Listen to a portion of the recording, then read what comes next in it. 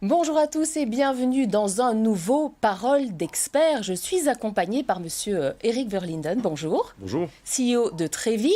Et j'ai beaucoup de chance de vous avoir à mes côtés parce qu'aujourd'hui, on se pose un peu la question: comment les logements ont-ils évolué pendant cette année un peu compliquée qu'a été 2020? Et est-ce que ça a finalement créé des tendances dans la façon dont les gens achètent un bien? Plus exactement, on a commencé l'année passée avec « on veut tous un balcon et un jardin ». On en est où aujourd'hui? On est dans un mood un petit peu similaire. Alors, ce qui est sûr, c'est que vous avez quand même plusieurs périodes.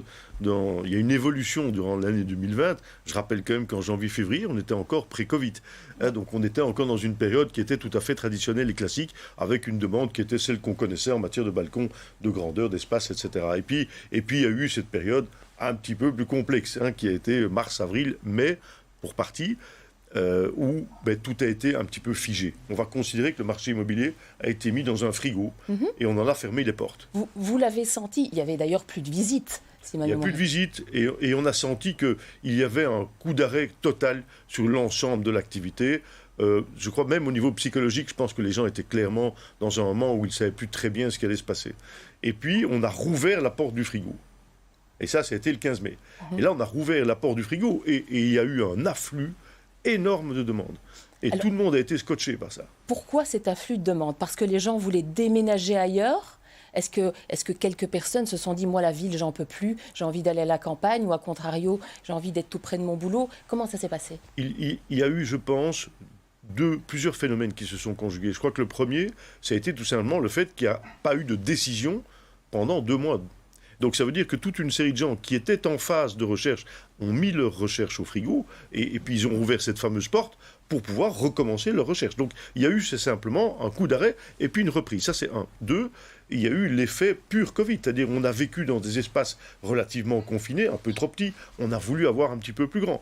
On a voulu peut-être aussi se dire, tiens, est-ce que j'irai plutôt à la campagne? Est-ce que j'irai vivre dans quelque chose qui est un peu moins cher?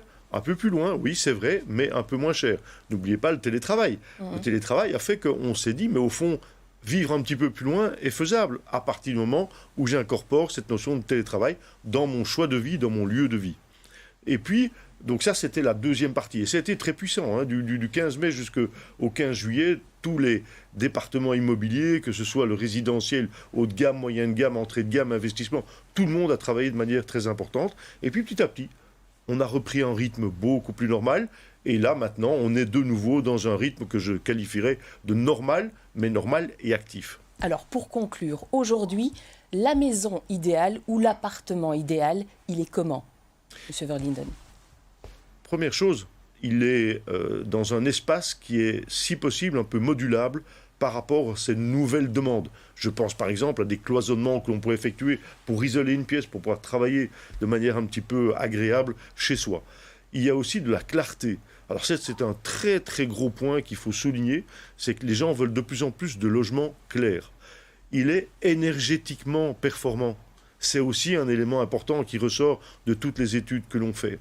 Il est proche des commodités. Alors les commodités, ça veut dire non seulement bien sûr tous les moyens de communication, mais ce sont les écoles, ce sont l'ensemble des magasins, bref, des lieux de vie. Donc tout ça, ce sont des éléments qui font que là, on tend vers le bien idéal. Voilà, merci beaucoup Monsieur Verlinden pour ces paroles d'expert et on se retrouve très vite pour un nouveau numéro.